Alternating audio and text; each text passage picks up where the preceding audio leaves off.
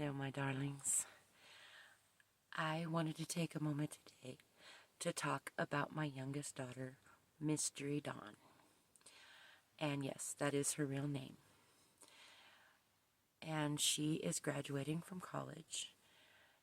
And this is her graduate degree, so I'm really proud of her. Very few people in my family have graduated from college.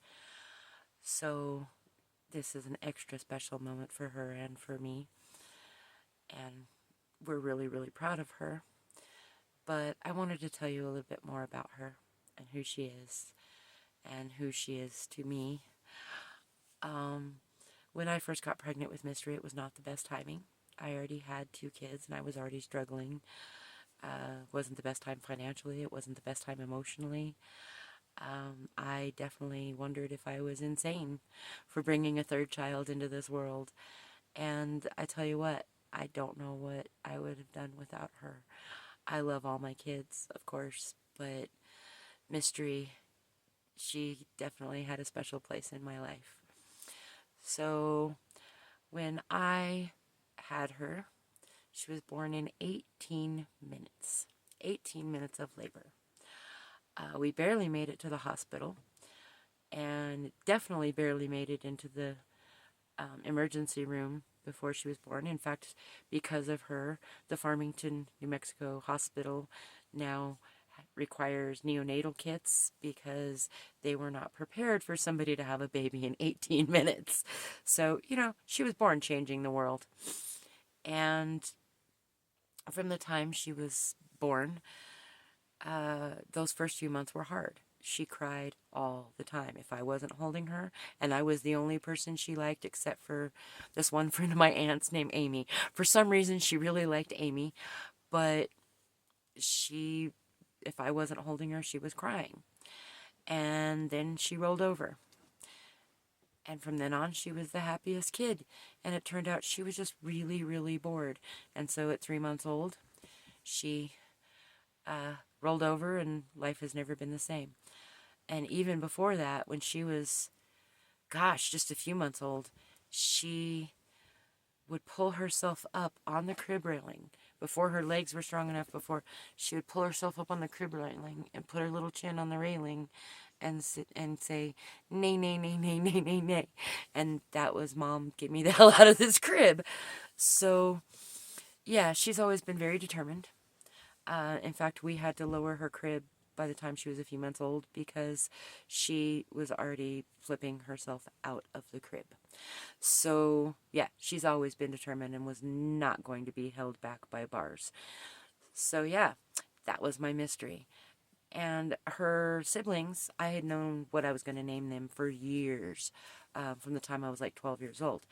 I knew that I was going to have a girl and a boy, and I was going to name them Hillary Brooke and Justin. And so those names were already chosen. I never planned on that 3rd child. And so I remember praying about what I was going to name her, and the name Mystery came to my mind. And so I went to her dad and I said, what do you think of the name Mystery? And he said, Mystery Dawn. And that was exactly what I was thinking. And together those 2 words mean a hidden awakening. Now her dad has a different version of that story, but either way, her name was Mystery Dawn. And so what a perfect name for somebody who's going into theater, right? And so, yeah, Mystery she had the most positive attitude when she was little. She believed that all things were possible if you just set your mind to them, and there was very little that was going to stop her. My favorite things about her when she was little, somebody at some point told her that she had gotten up on the wrong side of the bed. I no longer remember who said it. And she put herself back in bed that day and got up on the right side of the bed. And from then on, even as a little girl, if she was having a bad day, she would say, I'm going back to bed so I can start my day over. And she would go lay down, and she would come back with a new can-do attitude. And so that was my Mystery. And so when she was really little, she told me that she wanted to be a vet. And then she realized that not all of her patients would make it, and decided that that was not going to be for her. And for a while, she wanted to be an attorney. And then she realized that sometimes attorneys cause more problems than they fix, especially because the person that she had wanted to emulate in that respect turned out to not be a good person. So yeah, she didn't want to be an attorney anymore. She was done. So her next thing was, Mommy, I'm going to go live in New York. And I think that might be my fault. I was obsessed with How I Met Your Mother and really a lot of shows about New York, and especially Broadway. I love Broadway. Broadway has kept me sane for the last 30 years or so, living in small towns and stuff. I have not been near much, and she and I would watch all kinds of musicals, and we really, really loved the theater. And my favorite musical, in case you can't tell, is Wicked, and has been for 15 years, long before the movie. Well, I've been waiting for the movie for a long time. And we knew all the songs before we were ever even able to think about seeing the play. And she and I loved to sing together. That was our thing. We loved to sing together. And so, yeah, we really were into Wicked. And we still are. This is her and a friend when they went to Broadway to see Wicked. Isn't she beautiful? And then this is her senior picture. Look at that girl.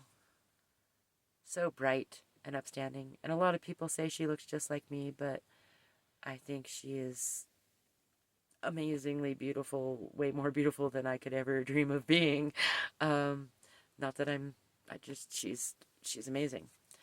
But this is the real mystery. That's her senior picture when she graduated from high school. And that is my mystery. She's amazing. Anyway, so when she told me she was going to move to New York, I went, well, that's cute. I mean, she's from small town Colorado, very small town Colorado, and a lot of kids want to go to New York, and a lot of them try, but they don't really make it. And so I was like, well, as a mom, I was like kind of hoping she maybe didn't go, because first of all, that's a long way away from Colorado. And second of all, it's scary to have your kid go to the huge city, not just the big city. The biggest city we'd been to is Denver and Colorado Springs. And she's like, I'm going to go to New York. And she did. She graduated from high school. She went to New York. She went to Hofstra at first. And she graduated from there with honors as one of the very few people in my family who's graduated. And then she decided to go to her graduate school at Sarah Lawrence. So she moved across New York, and she did it. She made it up there with, she's needed a little help here and there, but very little. She's worked 3 jobs to get her through college. She's followed her course. She's written several plays already. She's already directed her first off-Broadway play. And, when she told me that, she's like, Mom, it's off-Broadway. And I was like, yeah, but you're still closer to Broadway than anybody from Nuclear, Colorado is ever going to get. In the most part, I don't know too many other people who are going to follow in her footsteps. So how could I not be proud of her? And proud of who she is, proud of what she's overcome. So her graduation's coming up, and her birthday. And I would really, really like to be there. But I am currently living off-grid with no running water, no hot water, and limited electric. It's a very difficult life. I'm trying to get back on my feet and not having a very good time of it. But it would mean the world to me to be able to be at her graduation, and it would mean the world to her for me to be there. We have raised $75 from our fundraiser, but I'm going to need quite a bit more just to get the plane ticket. So I'm going to need help. And I don't like asking for help, but I really, really want to be there. And, you know, obviously the plane ticket's going to be $350, and then the cost of being there, I'm going to need some money to eat and such. And she has just put herself through college, and she's worked 3 jobs to get there, but I don't want her to have to fund me being there. So anyway, I put up a GoFundMe, and I'm hoping that you'll join us in helping me get there. $5 would be more than we could hope for.